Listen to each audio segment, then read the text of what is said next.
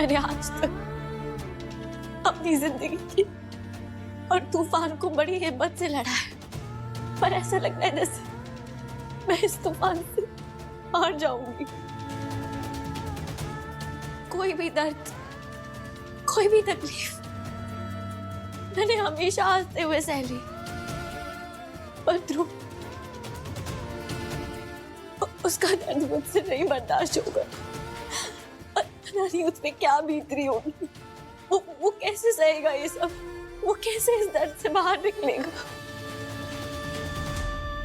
अरे वाह, क्या बात है। तो नाटक करने में इतनी माहिर हो गई कि जब कोई नहीं भी देख रहा तब भी तेरे नाटक शुरू रहते हैं। कैसे कर लेती है तू ये सब? हर वक्त छाई का मुखौटा पहन के थकती नहीं है तू?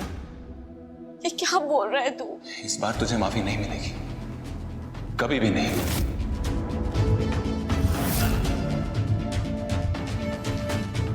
तू गुस्सा थी ना मुझसे कि मैंने रिश्वत ली है, और तेरा गुस्सा और बढ़ गया जब तुझे पता चला कि मैं तेरी दुआ से नहीं बल्कि उन्नति की कोशिशों से बाहर आया हूं जेल से। और तू करने क्या आई थी यहां?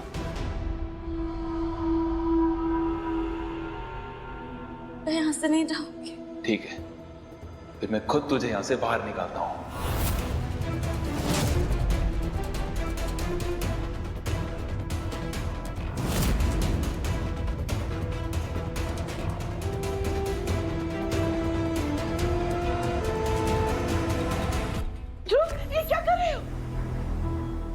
वही काम जो मुझे बहुत पहले कर देना चाहिए था, इन्हें हमारी जिंदगी से निकालने का।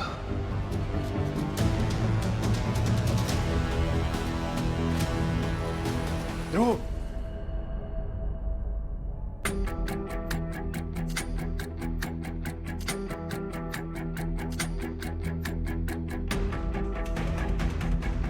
बहुत हो चुका।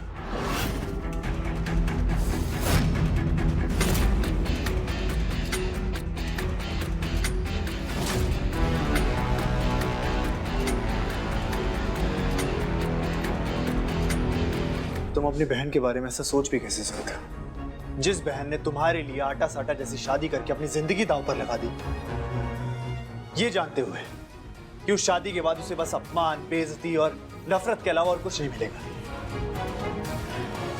फिर भी उसने मुझसे शादी की। तुम्हें अंदाजा भी है मुझसे शादी करने के बाद रीत को उस घर में क्या क्या सहना पड़ा है? नहीं, तुम्हें नहीं पता होगा, क्योंकि रीत ने तुम्हें कुछ बताया ही नहीं होगा। और इस सब के बावजूद तुम रीत पे इल्जाम लगा रहे हो कि उसने तुम्हारा बच्चा तुमसे छीन लिया। तुम्हारा दिमाग तो ठीक है।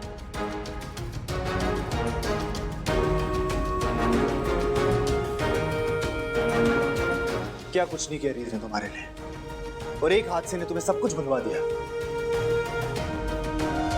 भैया, क्या मैं झूठ बोल रही हूँ? मैंने जानबूझ के अपने बच्चे को मारा है क्या? नहीं उन्नी, ऐसी बात नहीं है।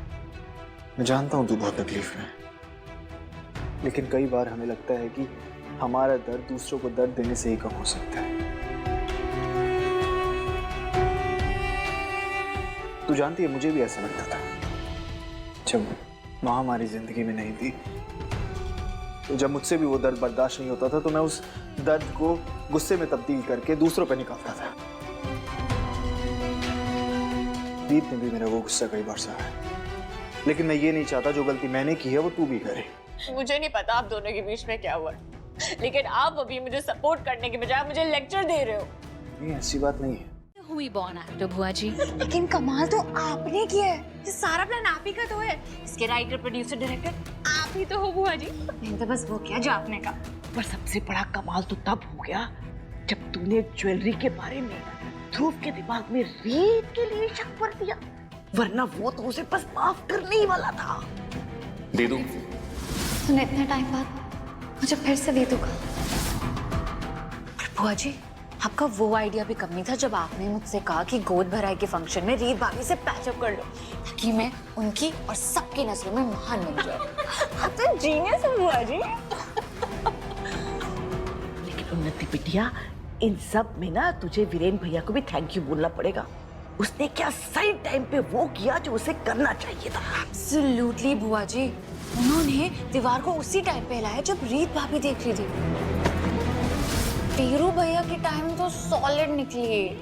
और उसके बाद जब तो इसे धड़ाम से गिरी ना, ओहो भाई साहब, इतना असली था, 2 मिनट के लिए मेरी सांसें रुक गई थी। बुआ जी वो तो करना ही था ना, उसके बिना हमारा प्लान कैसे कंप्लीट होता। वैसे भी मैं इतना थक गई थी ना झूठ बोल बोल के और ये स्टूपिड बेली बम्प लगा के। तभी तो कहते हैं अंत भला तो सब भला। मैं तुझसे इतनी खुश हूं ना कि मेरा दिल कर रहा है कि मैं तुझे आज तक की मेरी सबसे उत्तम शिष्य घोषित कर दूं। और बुआ जी मैं बहुत एहसानमंद हूँ आपकी। अगर आप ना होते ना तो खुशी में ये सब कैसे करती। Thank you so much. बस बिटिया, अभी भी नाटक खत्म नहीं हुआ है। भूल मत जाना कि तूने अभी अभी अपना एक बच्चा खोया है। थोड़ी दुखी दुखी रहना, थोड़ी बुझी बुझी रहना। जितनी तुझे सिंपैथी मिले उतना बेस्ट।